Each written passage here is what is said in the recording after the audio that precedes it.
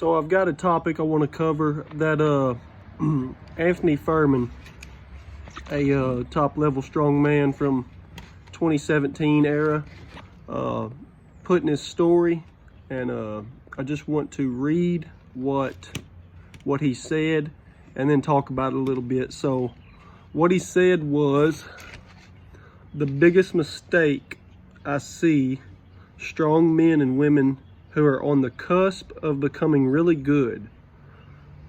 They train events too much. They win a few local shows, maybe even regional shows, and hone in too soon.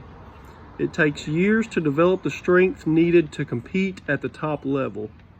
Remember, strongman is simply the application of strength to different modalities.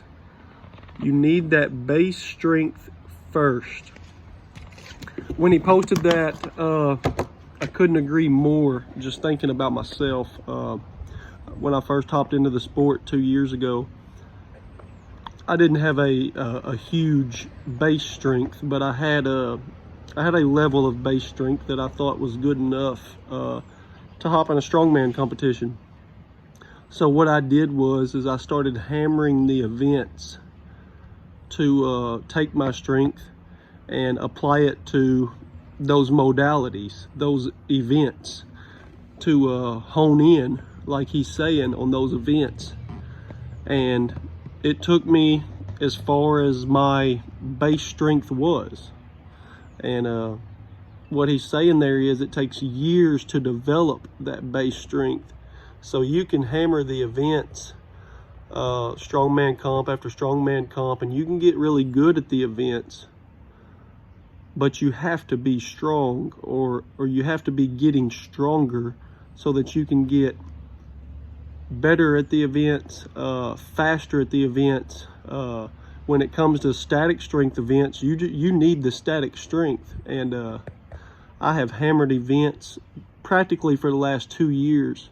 I have built up my base strength since coming into the sport, but I can say that I have spent too much time honing in on the events. I feel like, like he said, people that are on the cusp of being really good, they hone in on the events too much. We'd probably be better off, or I'd probably be better off taking 2-3 years and just really building base strength. I'm talking volumizing blocks, deadlifts, overhead presses, and really staying away from the events for the most part, but still training with axles, logs, farmers carries, yokes, but not hammering down on specific events to really hone in on the events and be good at them, which is what I do for comps. I take my athletic background, which has been very good for me in the amateur level side of the sport, that good athletic background with a decent level of strength, and just applying it to the events that are at the comp. And I'll take literally 8 to 12 weeks, and I will hone the events in to where I know what I'm going to do on the event on comp day. I know my best case, worst case scenario for the events, and which is good. But the best thing to do if you're trying to get, I believe what he's saying there, the best thing to do if you're trying to get to that next level, you got to quit honing in on the events so soon, especially if you know, like for instance, I'm a 340 pound overhead presser for a max. I've done a 340 pound overhead press. That is darn good for amateur level, open middleweight strongman. That is rep work for pro level middleweight strongman. So that's the difference than those who are on the cusp of going up to the next level, and those who already have that foundation from years of building that base up. You just think about like Nicholas Camby, who had a tear of a year, back in 2021, 2022. Everybody forgets this man has, 12 years in the sport. He went years and years and years without ever winning a show. He just kept plugging away. Everybody forgets about those times. They just remember when you got to the top.